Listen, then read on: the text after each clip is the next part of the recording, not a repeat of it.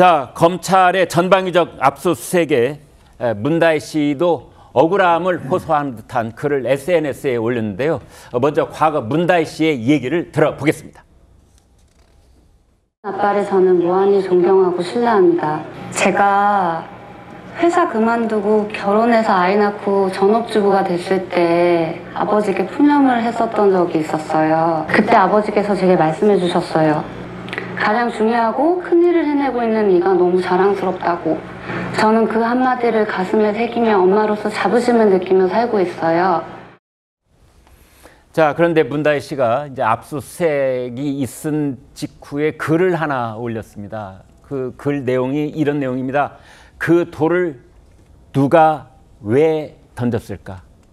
왜 하필 내가 맞았을까? 자, 이렇게 어떻게 보면 좀 알쏭달쏭한 그런 내용인데요. 성 의원님, 일단 좀 하나씩 설명을 좀 해주세요. 저기에서 누가에서 누가는 누구를 말합니까? 그러니까 저 메시지가 압수수색이 이루어지고 난 뒤에 하루 만에 이제 문다혜 씨가 밝힌 입장인데 네. 저 얘기를 듣고 있으면은 마치 자기가 이제 맞지 말았어야 되는 돌을 맞았다라고 하는 좀 느낌이 있습니다. 네. 그리고 이제 돌을 누가 던졌을까 뭐 구체적으로 누가 던졌는지는 얘기하고 있지는 않습니다만 네. 아무래도 이제 압수수색 직후에 저런 메시지가 나오다 보니까 예. 검찰을 상대로 해가지고 자기에 대한 어떤 수사가 이루어지는 거, 압수수색이 진행이 되는 거 그거에 대해서 돌을 던진다라고 표현하는 것은 아닌지라는 그러니까 추측이 되죠. 검찰이 돌을 던진 사람이다.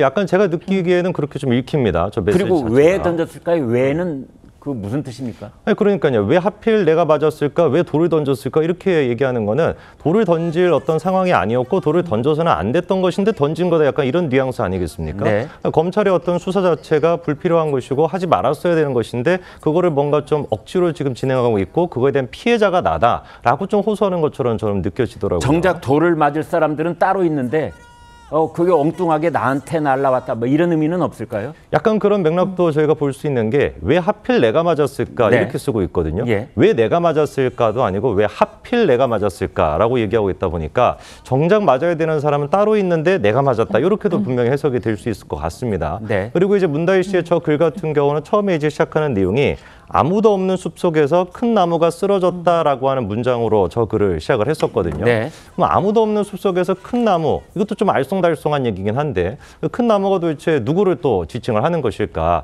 혹시 지금 문재인 전 대통령에 대해서 수사가 지금 이제 전방위적으로 진행이 되다 보니까 문재인 전 대통령에 대해서 큰 나무가 쓰러졌다라고 표현한 건 아닌지, 그리고 또 그거에 대해서 아무도 주변에 없는 숲속에서라고 표현하고 있다 보니까 정작 어떤 민주당 쪽에서도 문재인 전 대통령에 대해서 좀 애매모호한 어떤 그런 포지션을 갖고 있는 거에 대한 불만을 또 토로한 것은 아닐까, 뭐 여러 가지로 해석이 될 수 있을 것 같습니다. 네.